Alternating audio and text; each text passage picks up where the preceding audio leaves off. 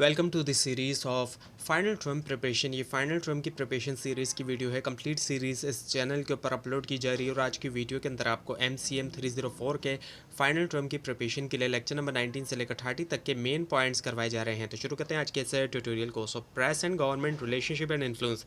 Relationship जो होता है प्रेस और गवर्नमेंट के दरमियान वो फाउंडेशनल है, बुनियादी है। जो डेमोक्रेटिक सोसाइटीज़ हैं जहाँ पर डेमोक्रेसी है, और क्योंकि प्रेस जो है सर्व करता है वॉच डॉग के तौर पर इन्फॉर्म करता है सिटीजन्स को और इन्फ्लुएंस भी देता है जो पॉलिसी डिसीजंस होती है। और हिस्टोरिकली तौर पे अगर हम देखें, हिस्ट्री में जाकर देखें तो प्रेस ने एक क्रिटिकल रोल प्ले किया है पब्लिक ओपिनियन जो होती है उसको शेप देने में और गवर्नमेंट को अकाउंटेबल ज़िम्मेदार ठहराने में भी, जब गवर्नमेंट ज़िम्मेदार है किसी चीज़ की उसमें।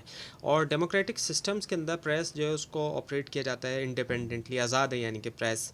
और ये प्रोवाइड करता है चेक एंड बैलेंस जो है गवर्नमेंट की ओवर रीच के अगेंस्ट भी। और इसके मुकाबले में जो अथॉरिटेरियन रिजीम्स होती हैं जहाँ पर बादशाहत वगैरह होती है या फिर कोई डिक्टेटरशिप वगैरह होती है, तो वहाँ पर गवर्नमेंट जो है वो कंट्रोल रखती है मीडिया के ऊपर ताकि पावर रखे अपनी। और वहाँ पर फ्रीडम ऑफ एक्सप्रेशन की कमी होती है और उससे फिर जो है एक्सेस नहीं होता, अनबाइस्ड इन्फॉर्मेशन तक एक्सेस नहीं होता, उसको गवर्नमेंट कंट्रोल कर रही होती है। सो प्रेस इन्फ्लुएंस होती है पब्लिक पॉलिसी से और हाईलाइट कर रही है सोशल इश्यूज़ जैसे कि पॉवर्टी है या फिर क्लाइमेट चेंज है, और प्रॉम कर रही है लेजिस्लेटिव एक्शंस। और मॉडर्न एग्जांपल देखें तो मीडिया कैंपेन जो कि एडवोकेट करी ह्यूमन राइट्स रिफॉर्म्स की, या फिर जो एंटी करप्शन मेजर्स होते हैं, ये तमाम जो है आ जाते हैं। और आज के दौर के अंदर हम देखें तो डिजिटल मीडिया हमें दिखाई दे रहा है बहुत ज़्यादा ग्रो होता हुआ। इसका एक अलग जो है वो इन्फ्लुएंस हमें दिखाई देता है। Now the press freedom and legal frameworks. Press freedom जो है वो कॉर्नरस्टोन है डेमोक्रेटिक गवर्नेंस का, और ये इंश्योर करता है कि जर्नलिस्ट जो है वो रिपोर्ट कर सकते हैं बगैर किसी फेयर ऑफ सेंसरशिप के या फिर जो रिटेलिएशन उसके बगैर। और लीगल फ्रेमवर्क जैसे कि कॉन्स्टिट्यूशनल जो है गारंटीज़ और जो मीडिया लॉज है वो डिफ़ाइन करते हैं कि किस हद तक ये फ्रीडम दी जा रही है, आज़ादी किस हद तक है। अब जैसे कि फर्स्ट अमेंडमेंट जो है यूएस के अंदर वो प्रोटेक्ट करता है फ्रीडम जो है प्रेस की, और एनेबल करता है रोबस्ट इन्वेस्टिगेटिव रिपोर्टिंग। और इसके मुकाबले में हम चाइना जैसे कंट्रीज़ की बात करें जहाँ डेमोक्रेसी नहीं है, तो वहाँ पर रिस्ट्रिक्शन लगाई जाती है और लिमिट किया जाता है प्रेस की ऑटोनॉमी को, और प्रमोट किया जाता है स्ट्रॉन्ग कंट्रोल नैरेटिव। और इंटरनेशनल ऑर्गेनाइजेशंस जो हैं बड़ी बड़ी वो बेस करती हैं मीडिया की इंडिपेंडेंस और जो सेफ्टी होती है जर्नलिस्ट की उसके ऊपर।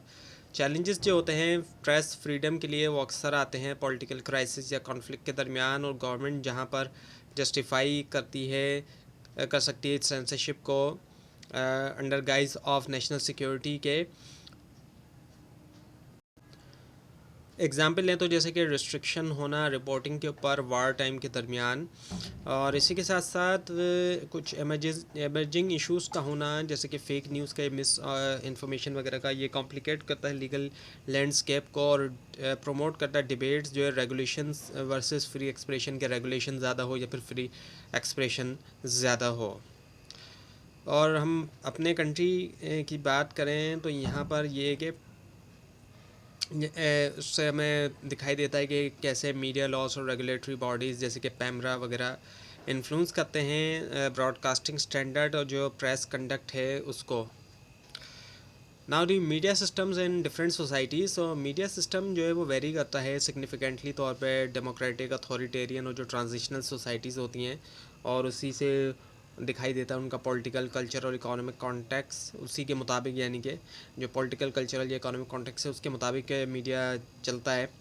और डेमोक्रेटिक नेशंस की अगर हम बात करें तो मीडिया ऑपरेट होता है इंडिपेंडेंटली और फोस्टर करता है प्लूरलिज्म और पब्लिक डिबेट को भी, और ये सिस्टम प्रायोरिटाइज करता है ट्रांसपेरेंसी और अकाउंटेबिलिटी को भी, और डाइवर्स आउटलेट के साथ जो कि ऑफर कर रही है मल्टीपल पर्सपेक्टिव। और इसके मुकाबले में जो अथॉरिटेरियन रिजीम्स हैं जहाँ पे कोई डिक्टेटर वगैरह मौजूद है या कोई किंग वगैरह मौजूद है जैसे कि नॉर्थ कोरिया वगैरह में, वहाँ पर हमें दिखाई देता है कि स्ट्रिक्ट कंट्रोल दिखाई देता है मीडिया के ऊपर, और इसको यूज़ किया जाता है एक प्रोपेगेंडा के टूल के तौर पे भी इसको यूज़ किया जाता है।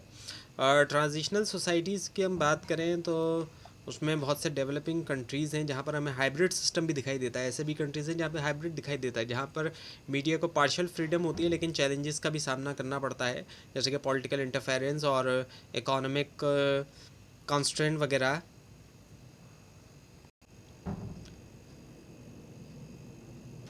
तो कंपैरेटिव स्टडी हाईलाइट करती है कि कैसे मीडिया ऑनरशिप, रेगुलेटरी फ्रेमवर्क और टेक्नोलॉजिकल एक्सेस जो है वो शेप देते हैं कंटेंट की डाइवर्सिटी और जो पब्लिक ट्रस्ट होता है, और ये डिफरेंस अंडरस्टैंड करना क्रूशल होता है एनालाइज करने के लिए ग्लोबल कम्युनिकेशन ट्रेंड और जो उनकी इम्प्लीकेशन है गवर्नेंस, सोशल डेवलपमेंट और सिटीजन इंगेजमेंट के लिए। नाउ दी रेडियो ब्रॉडकास्टिंग और milestone in mass communication.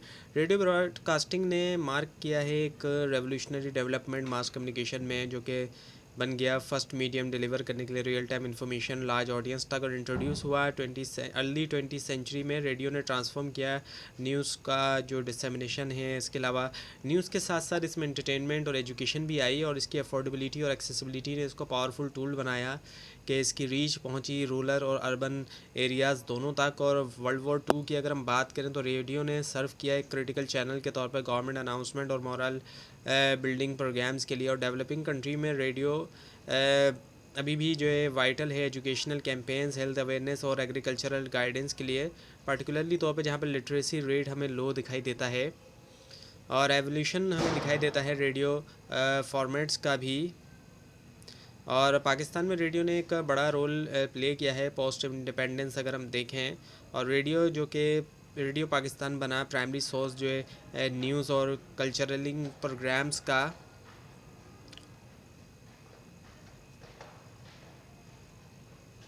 So history and growth of radio in Pakistan. अब अगर हम पाकिस्तान में रेडियो की हिस्ट्री और ग्रोथ की बात करें तो इसकी शुरुआत हम देखते हैं 1947 से, जब इस्टेब्लिश किया गया रेडियो पाकिस्तान को एज अ नेशनल ब्रॉडकास्टर। और इनिशियली फोकस था न्यूज़ और कल्चरल प्रोग्रामिंग के ऊपर, और इसने प्ले किया क्रूशल रोल जो है नेशन बिल्डिंग और प्रमोट करने में लिंग्विस्टिक डाइवर्सिटी भी। वक्त के साथ रेडियो जो है वो एक्सपेंड हुआ, उसकी रीच जो है वो हुई लोकल और रीजनल स्टेशंस के थ्रू, और लोकल ऑडियंस और नेशनल इंटीग्रेशन के मुताबिक। और इंट्रोडक्शन हुआ एफएम चैनल्स का, जिसने एक सिग्निफिकेंट शिफ्ट देखा गया जब ये हुआ। और इंटरटेनमेंट ड्रिवन कंटेंट आया और इंटरेक्टिव फॉर्मेट्स आए, और इसने बूस्ट किया वाइब्रेंट लैंडस्केप। अगर हम टेक्नोलॉजिकल एडवांसमेंट देखें, जैसे कि ऑनलाइन स्ट्रीमिंग और मोबाइल ऐप्स ने फर्दर मज़ीद जो है वो बढ़ाया रेडियो की रीच को और अट्रैक्ट करते हुए यंगर ऑडियंस को।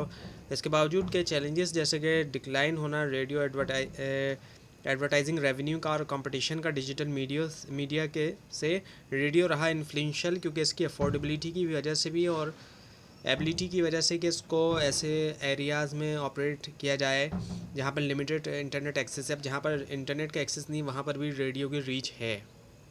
रेडियो एंड डेवलपमेंट कम्युनिकेशन की बात करें तो रेडियो जो है वो उसको रिकग्नाइज़ किया गया है पावरफुल टूल के तौर पर डेवलपमेंट कम्युनिकेशन के लिए, पार्टिकुलरली तौर पर अगर हम देखें रूरल और अंडर सर्व्ड कम्युनिटीज़ में। और इसकी एबिलिटी है कि डिलीवर करे टाइमली रिलेवेंट इन्फॉर्मेशन, जो कि बनाता है इसको आइडियल प्रमोट करने के लिए हेल्थ, एजुकेशन और एग्रीकल्चरल इनिशिएटिव्स। और एग्जांपल अगर हम लें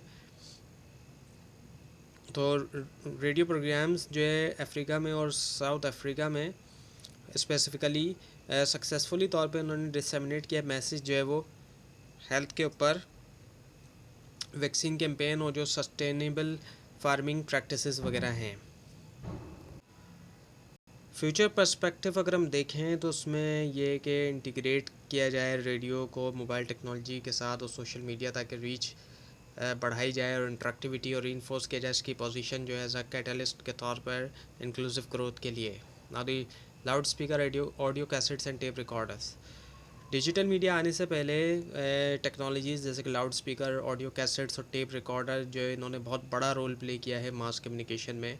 और लाउड स्पीकर वाइडली तौर पे यूज़ होते थे पब्लिक अनाउंसमेंट के लिए, पॉलिटिकल रैलीज़ और जो रिलीजियस गैदरिंग वगैरह हैं। और इसने एनेबल किया मैसेज को कि मैसेज जो है वो पहुंच सके बड़े जो है क्राउड तक, वो भी इफ़ेक्टिवली। ऑडियो कैसेट्स ने जब ऑडियो कैसेट्स का दौर था तो उसमें रेवोल्यूशनाइज हुआ म्यूज़िक की डिस्ट्रीब्यूशन और personal entertainment I 80s 70s और 80s में, जिससे यूज़र ने रिकॉर्ड किया, शेयर किया कंटेंट को इजीली। और टेप रिकॉर्डर के ज़रिए फैसिलिटेट हुए इंटरव्यूज़, लेक्चर्स और आर्चिवल डॉक्यूमेंट्स, जो कि बन गया एसेंशियल टूल जर्नलिस्ट और एजुकेटर्स के लिए। और ये जो टेक्नोलॉजीज़ थी पर्टिकुलरली तौर पर सिग्निफिकेंट थी ऐसे रीजन्स में जो जहाँ पर लिमिटेड एक्सेस था प्रिंट या ब्रॉडकास्टेड मीडिया तक, तो इसने गैप को पूरा किया अब आज के दौर में तो ये टूल्स जो हैं वो रिप्लेस हो चुके हैं डिजिटल डिवाइसेस के आने के बाद, लेकिन इन टूल्स ने फाउंडेशन डाली है।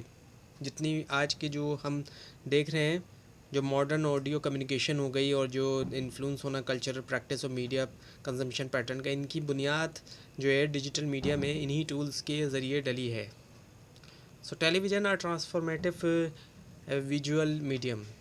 टेलीविज़न एमर्ज हुआ एज अ ट्रांसफॉर्मेटिव मीडियम के तौर पर मिड 20वीं सेंचुरी में, जिसमें ऑडियो के साथ विजुअल एलिमेंट्स भी शामिल हुए, जिसने क्रिएट किया कंपेलिंग नैरेटिव्स और इन्फ्लुएंस के पब्लिक ओपिनियन। इसकी एबिलिटी थी कि ब्रॉडकास्ट करे लाइव इवेंट्स, एंटरटेनमेंट और एजुकेशनल कंटेंट, और रेवोल्यूशनाइज किया इसने मास कम्युनिकेशन।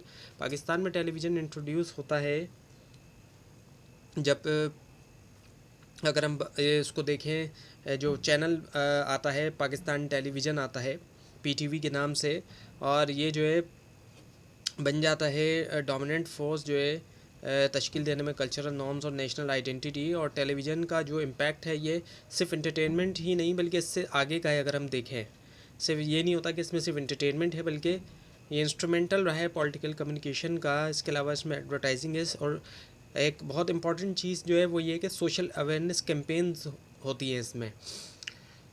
और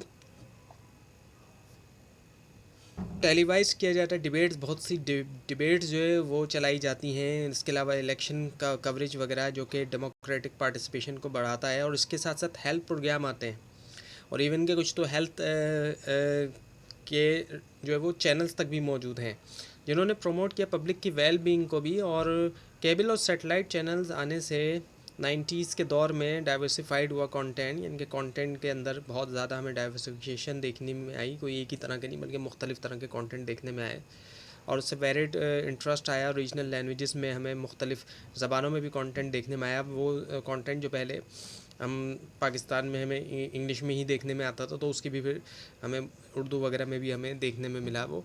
और आज जो है अगर हम देखें तो डिजिटल कन्वर्जेंस की वजह से जो है वो स्ट्रीमिंग सर्विसेज और इंटरेक्टिव टीवी हमें दिखाई देता है, और उसका एक्सपेंड हो रही है व्यूअर की चॉइस और एंगेजमेंट। सो इन चैलेंजेस के बावजूद, सेंसेशनलिज्म, मिस इन्फॉर्मेशन के बावजूद भी टेलीविज़न जो है इन्फ्लुएंशियल रहा है इसके विजुअल अपील्स और इमोशनल इम्पैक्ट की वजह से। तो ये था आज का लेसन। आपको इस बारे में कोई क्वेश्चन है, खासतौर पर इसमें कोई मिस्टेक दिखाई दे, ज़रूर हाईलाइट कीजिए। और इस पूरी सीरीज़ को देखने के लिए और फाइनल टर्म एग्जाम्स की प्रिपरेशन के लिए इस चैनल को सब्सक्राइब कीजिए, बेल आइकन के ऊपर क्लिक कीजिए। Thanks for watching this video and best of luck.